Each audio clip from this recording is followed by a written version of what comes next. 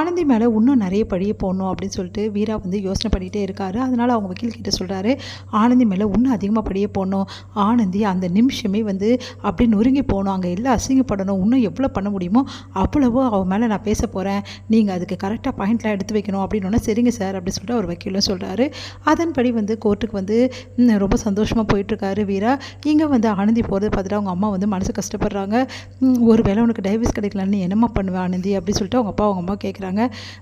கடவுள் விட்ட வழின்னு நான் இருக்க மாட்டேமா, கண்டிப்பாக அவன் கூட நான் போகவே மாட்டேன், டைவர்ஸ் கண்டிப்பாக கிடைக்கும். அப்படி கிடைக்கலனா நான் என்ன பண்ண போகிறேன், நீங்கள் பார்க்க தானே போகிறீங்க, ஆனால் அவன் கூட நான் போகவே மாட்டேன், டைவர்ஸ் கிடைக்க நான் கண்டிப்பாக போராடுவேன் அப்படின்னு சொல்லிட்டு போகிறாங்க. சரிம்மா உனக்கு அந்த கடவுள் துணை இருப்பாருன்னு சொல்லிட்டு அவங்க அப்பா வந்து வழி அனுப்புகிறாரு.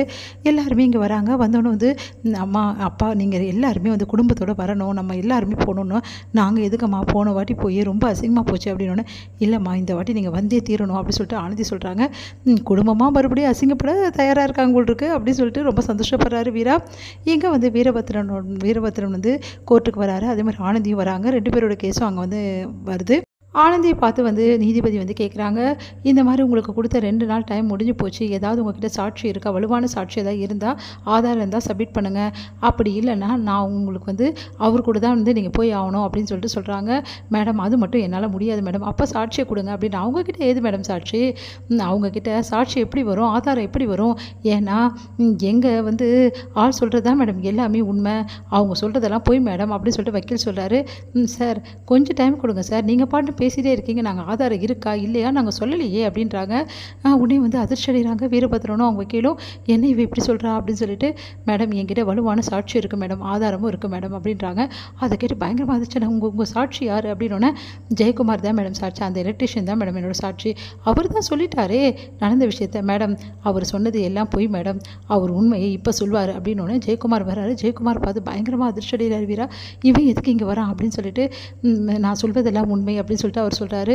மேடம் காசுக்கு ஆசைப்பட்டு வேணுமே வந்து இந்த வீரபத்ரன் சொன்னது எல்லாமே நான் செஞ்சேன் மேடம், பணத்துக்காக தான் மேடம் இந்த ஒரு அப்பாவி பொண்ணு மேலே இவ்வளோ பெரிய படியை நான் தூக்கி போட்டுட்டேன், அந்த கடவுள் என்னை வந்து நிம்மதியாக விட மாட்டார் மேடம் அப்படின்னு சொல்கிறேன். சரி இப்போ ஏன் மனசு மாறினீங்க மேடம், அந்த பொண்ணோட நிலைமை நினச்சி நான் மனசை மாறிட்டேன் மேடம், நான் செஞ்சது தப்புன்னு நான் உணர்ந்துட்டேன் மேடம், இந்த பணம்லாம் எனக்கு வேணாம் மேடம், எனக்குன்னு ஒரு தங்கச்சி இருக்கா மேடம், அவள் தான் மேடம் எனக்கு உண்மையை உணர வச்சா அப்படின்னு சொல்லிட்டு சொல்கிறாரு.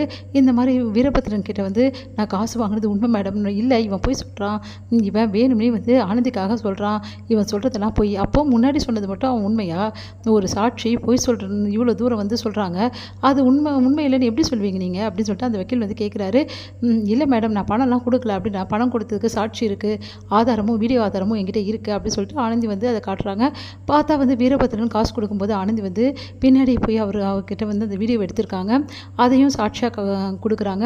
மேடம் இந்த சாட்சி மட்டும் இல்லை மேடம், வேறு ஒரு முக்கியமான என்கிட்ட சாட்சியும் இருக்குது, ஏன்னா அவர் என் மேலே வந்து வீடியோ வந்து ஆதாரத்தை காட்டி தானே பழிய போட்டார், இந்த மாதிரி எனக்கும் இவருக்கும் வந்து எல்லாமே வந்து இருக்குது, கனெக்ஷன்லாம் இருக்குது அப்படின்னு சொல்லிட்டு, அதே மாதிரி வீடியோ ஆதாரத்தை அதை நான் நிரூபிச்சிட்டேன், அதுக்கப்புறம் இன்னொரு வீடியோ ஆதாரத்தை காட்டி நான் அவரை துன்புறுத்ததா வந்து போட்டிருந்தார், இப்போ யாரை துன்புறுத்துறாங்கன்னு முழு வீடியோவை நான் காட்டுவான் மேடம் அப்படின்னோடனே, அப்படியே அதிர்ச்சியாக பார்க்குறேன், இந்தாங்க மேடம் அதோட முழு வீடியோ, அவர் கொஞ்சம் தான் கட் பண்ணி உங்களுக்கு எடிட் பண்ணி போட்டு காமிச்சார் அப்படின்னோடனே அப்படியே பார்க்குறாங்க. பார்த்தா அதில் ஆனந்தியை அவர் ரொம்ப மோசமாக நடத்துகிறதோ கேவலமாக பேசுகிறதுக்கு எல்லாமே அதில் பதிவாயிருக்கு.